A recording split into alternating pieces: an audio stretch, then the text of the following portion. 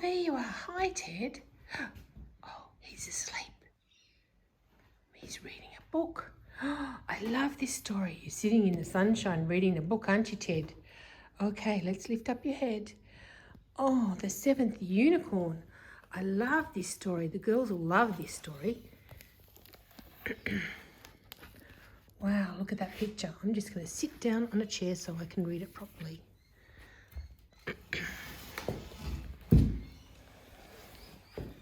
The seventh unicorn. I think I need to move it out of the sun. Look at all those beautiful unicorns. Wow. Oak Avenue was a narrow tree-lined street, the oldest part of a large city. Shaded by the oak trees were tall, old-fashioned houses. Many had high-walled yards between them, where horses and carriages used to be kept. In more recent times, the ground floors of most of the houses have been turned into little shops. Robert and Rachel often came to stay with their Aunt Zelda, who lived above her gift shop.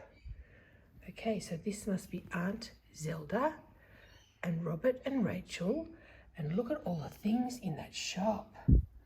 Wow, it's got dollies, teddies, cards, marbles, flowers, earrings, beautiful birds. Oh, fairies at the top.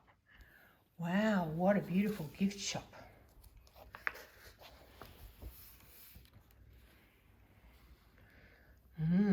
Many of the little shops in Oak Avenue had names that were easy to remember. Aunt Zelda's gift shop was called the Magic Mirror because the first thing you saw right at the entrance was a big mirror in a strangely carved frame. The mirror was so old that the glass was misty and silver speckled. Rachel felt sure it really was a magic mirror. If you gaze into it for a long time, you begin to see a beautiful world in there behind the silver speckles, she said. Robert just laughed, and Aunt Zelda, closing the barred shop door, replied, "You might see it more clearly if you gave it a good polish tomorrow." Well, here's Aunt Zelda, and tomorrow they're polishing the mirror. So early next morning, when the avenue was quiet and no one was about, the children polished the mirror. Can you see any magic in there? Oh, I can see something in there. I'm not sure what it is. And here's the boys going shopping. Robert was impatient to try out a new giant slide, which had been set up in the park at the end of Oak Avenue. So when they finished cleaning the mirror, he ran off. Rachel was about to follow him when a sudden movement behind the mirror made her glance back. Imagine her surprise when a little pearl white horse leapt out from the mirror in a swirl of stardust and trotted swiftly away between the trees. "A unicorn," she said. "I'm sure it was a real live unicorn." Whoa, I think it is a real live unicorn, and it came out of the mirror. Wow. Rachel ran to catch up to Robert. "Oh, come on, Rachel," scoffed Robert. "First a magic mirror and now a unicorn." With that, he dashed into the store to buy a bag of favourite lollies, which were called barley sugars. Rachel stood crossly looking at all the gemstones in Jemima's jewel shop window. "I really did see a unicorn," she thought to herself. But when Robert reappeared and gave her some barley sugar, she stopped feeling annoyed with him, and the two of them raced off to the park together. The giant slide was such fun that Rachel almost forgot what she saw. So there's Robert going into the shop to buy some lollies, and there she is looking at all the jewels in this shop. Wow, it looks like amethyst to me.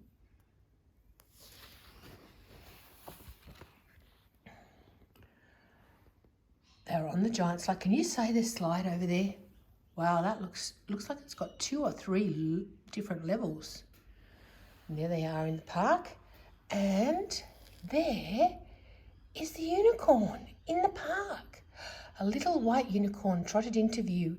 His horns and his hooves were all golden, and stardust glistered all around his mane and his tail. He came right up to the children, as if he wanted to play. "What did I tell you?" said Rachel. "Isn't he beautiful?" "Yes, and he absolutely loves barley sugar," laughed Robert, who started feeding him some barley sugar.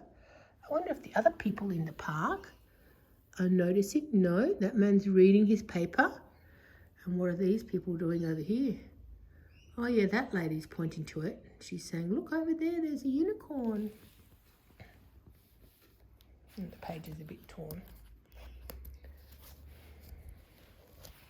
That's because it's a favourite book, isn't it, Ted? The honking of a distant car horn startled the unicorn, and he suddenly turned around in a wheel of stardust and galloped away, his golden hooves silent on the fallen leaves. "Let's go back and tell Aunt Zelda that her mirror really is magic," said Rachel, so the children hurried back along Oak Avenue, but this time on the other side. As they were passing a high-walled yard next to the wizard's castle, which was an antique shop, Robert suddenly stopped. "What is it?" asked Rachel. Without replying, Robert scrambled up the nearest oak tree and peered over the wall. And here he is, scrambling up, and he's peeping over the wall. This is a different place. He's peeping over the wall. "Rachel," he called down, "there are 6 more unicorns in here." "Wow, but they're all tied up and they look very unhappy."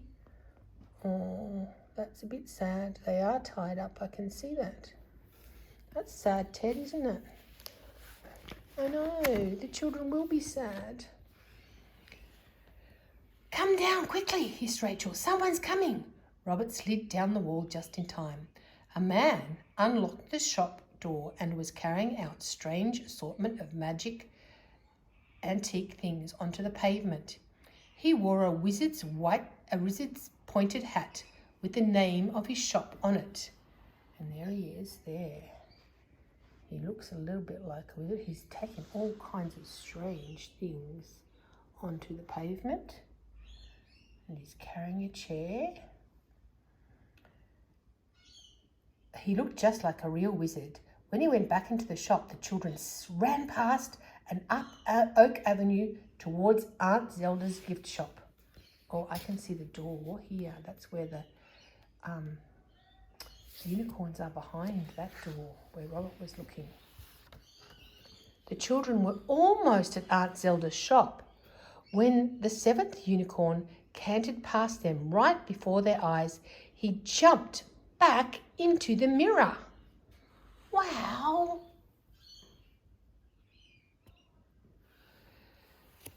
"Come on," cried Robert. "Follow him." Despite his sister's protests, Robert pulled her in with him into the mirror. Oh, they've gone through the mirror now into a magic place. And they went through the glass as if it was water. Wow, I wonder what's going to be in this magic place. Oh, I can see some, looks like dragons flying around, and statues of unicorns, and a little fairy, look. She's hiding in the flowers. I know, she's scared of the children, Ted, I know. On the other side of the magic mirror, Rachel's nervousness faded when she saw they had entered a beautiful land, strangely shadowed at the edges, but filled with jeweled flowers. Let's have a look. Oh, there's the fairy. She's still hiding. And grasses. And there's Robert. And look at this beautiful place. Oh, there's another fairy. Look. "Welcome to Arcadia," said a soft voice behind them. Robert and Rachel turned around and saw a group of beautiful children. "Or, welcome to what's left of Arcadia," said their leader. For see how on every side the shadows are creeping down to destroy our lovely world. Where are the people who are talking? We can't see them yet. But we can see the shadows. See all the shadows coming down here, destroying their beautiful world. There's the people they're talking to. They look a bit magic. Robert and Rachel looked where the girl pointed. They realised that what they had thought was shadow was really a creeping frog, which was withering all the flowers and trees where it touched them. Withering means killing. An evil wizard discovered the spell to open the door into our world, said the young Arcadian leader. Each day he comes through that magic mirror and ties up a unicorn with a magic halter and leads it away. When he steals our last unicorn, Arcadia will be destroyed. Only the power of 7 unicorns keeps our whole world whole. We sent our 7th unicorn through the mirror to find the other 6, but he couldn't even find any of them. I know, Ted, we know where they are, don't we? I know. Rachel and Robert looked at each other. They knew where the missing unicorns were. The wizard must have come through the magic mirror while Aunt Zelda was back at the back of the shop. The children quickly jumped back through the magic mirror into the shop. Excitedly, they told their amazed Aunt Zelda all that had happened. We must work out a plan to rescue the other unicorn, she said, once she had recovered from her surprise. We'll have to start very early in the morning before the wizard is out of bed. And we'll need a big bag of barley sugar. So here they are. This is their plan. I can see Rachel's got a big bag of barley sugar, which is like lollies. Next morning, well, there's lots of things to see on this page. Next morning at sunrise, while Aunt Zelda guarded the magic mirror doorway, Rachel and Robert ran down Oak Avenue.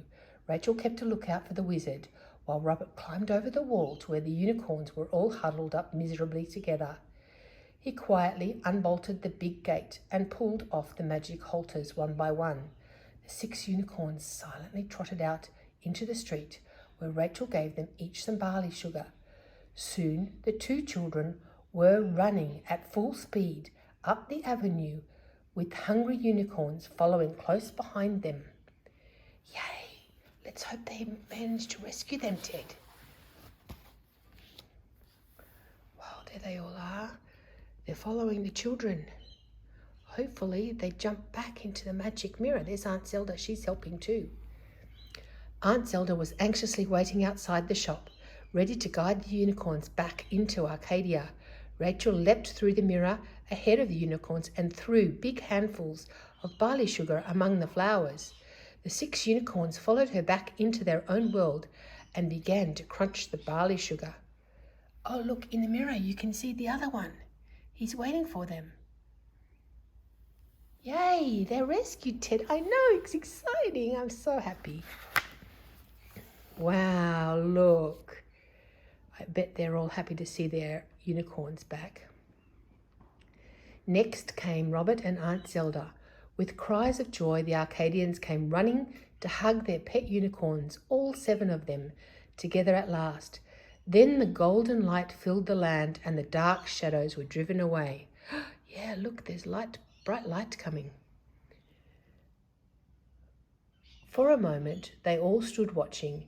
Then Aunt Zelda pulled the children back to their own world, back through the mirror. Oh, I'd love to go in there. Wouldn't you, Ted? I'd love to go and have a look at the unicorns. Uh-oh. But when they came back, they came face to face with a furious wizard. Uh-oh. What's going to happen? Let me pass, he thundered. I need the power of the unicorns to be the greatest wizard in the world. Aunt Zelda quickly picked up a heavy candlestick and smashed the mirror to 1,000 pieces. Oh my goodness, now he can't jump through. That's good, Ted. Saves everybody. "The door is closed now," she cried. "Arcadia is safe from you forever." The wizard scowled, which means he had a cranky face. Then he stamped back to his antique shop and he slammed his door.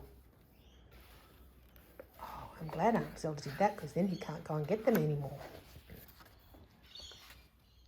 Aunt Zelda and the children were overjoyed that they had saved Arcadia from the wizard. They knew they would never forget that beautiful world as long as they lived.